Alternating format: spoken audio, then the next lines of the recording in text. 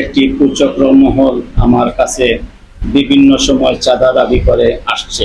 আমি চাঁদা না দিলে তারা আমার বিরুদ্ধে হয়রানিমূলক মিথ্যা মামলা সহ বিভিন্ন ষড়যন্ত্র শুরু করে হচ্ছে। এইসব করলে আগামীতে প্রবাসীদের দেশে বিনিয়োগের প্রতি আস্থা উঠে যাবে। প্রিয় সাংবাদিক ভাইয়েরা, আসসালামু আলাইকুম। আমি মোহাম্মদ শরীফউদ্দিন, পিতা মৃত মোহাম্মদ নুরউদ্দিন, গ্রাম দক্ষিণ বাগা, থানা গোলাপগঞ্জ, জেলা সিলেট। আমি একজন ইটালিয়ান প্রবাসী, বর্তমানে স্থায়ীভাবে ইংল্যান্ডে বসবাস করি।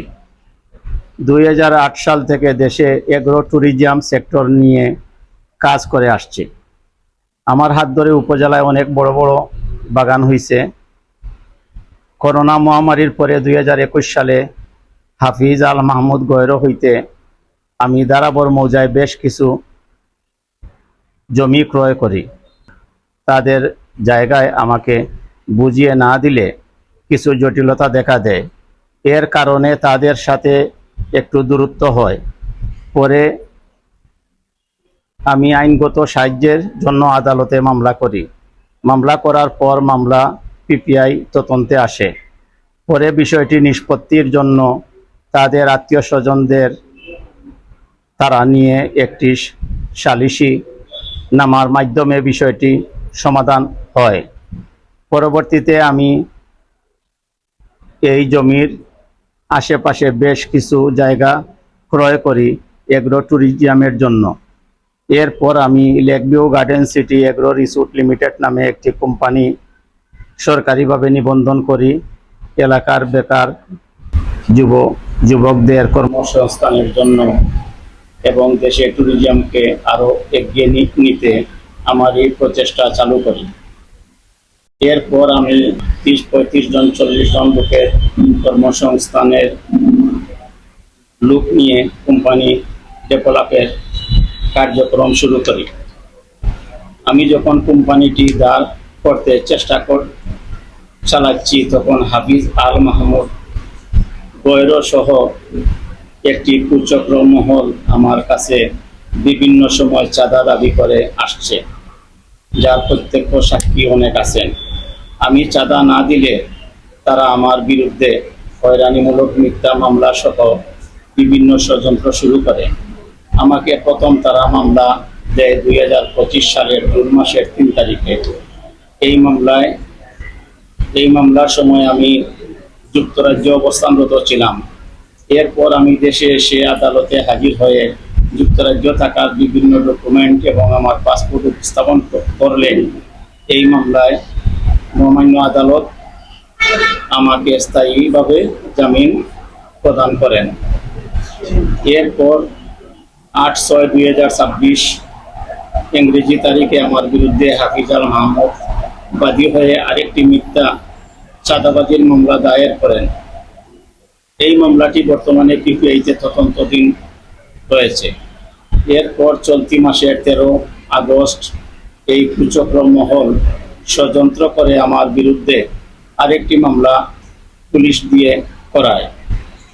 মামলার আগের দিন 12 তারিখ রাতে পুলিশ একটি স্পটে মাটি কাটার অভিযোগে আমাকে অভিযুক্ত করে, যা শুনে আমি হতবাক হয়েছি। এই স্পটের জায়গা ও আমার নয়, গাড়িও আমার নয়। তারপরও এই কুচক্র মহলটি সুকৌশলে প্রশাসনের কতিপয় অসাধু কর্মকর্তাদের নিয়ে আমাকে আসামি করা হয়।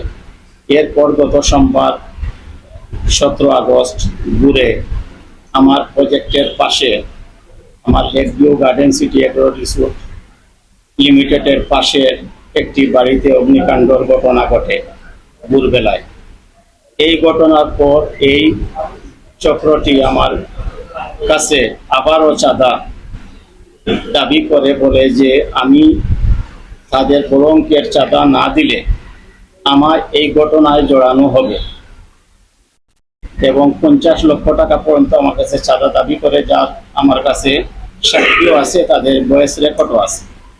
আমি চাঁদা দিতে অপারগতা প্রকাশ করলে আমি দেখতে পাচ্ছি এই মহলটি বিভিন্ন নামে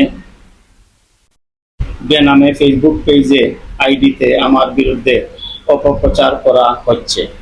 আমি চাই এই ঘটনা সুষ্ঠু তদন্ত হোক।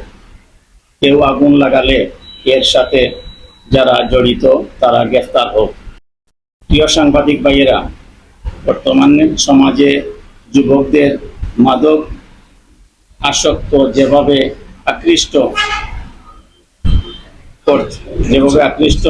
করছে, তাই আমি যুবকদের কর্মসংস্থানের জন্য এবং এলাকা ডেভেলপের জন্য এবং ট্যুরিজম একটা সেক্টরকে, গোলাপগঞ্জ আপনারা জানেন যে আগের চেয়ে এখন অনেক টুরিস্টরা আসে এবং অনেকগুলা বাগান হয়েছে। আমিও ওই কাজ করতেছি যাতে আরো ডেভেলপ হয় এলাকা এবং বেকারত্ব দূর হয় এবং এলাকার মানুষ নিয়ে বর্তমানে 30-35 জন 40 জন মানুষের কর্মসংস্থান, এর মধ্যে অনেক প্রতিবন্ধী আমার এখানে কাজ করে এবং অনেক প্রতিবন্ধীর পিতারও কাজ করে। আমি এই প্রজেক্টের প্রকল্প করার মূল উদ্দেশ্য হলো আমার উপজেলার মানুষের বেকারত্ব দূর করা, কর্মসংস্থান সৃষ্টি করা, ট্যুরিজম খাতকে অগ্রগতি করা। এর মাধ্যমে আমি গোলাপগঞ্জ উপজেলাকে দেশ বিদেশে তুলে ধরা। আমার কাজে বাধা দেওয়া হচ্ছে এবং আমাকে হয়রানিমূলক মামলা দিয়ে যেভাবে আমায় অপদস্থ করা হচ্ছে, মানহানি করা হচ্ছে, এইসব করলে আগামীতে আর কোনো প্রবাসী দেশে এসে কোনো বিনিয়োগ করবে না। প্রবাসীদের দেশে বিনিয়োগের প্রতি আস্থা উঠে যাবে। আমি উপজেলা সহ দেশবাসীর কাছে বিচার প্রার্থী। আমি উপজেলা প্রশাসনের কাছেও বিষয়টি সাহায্য চাই।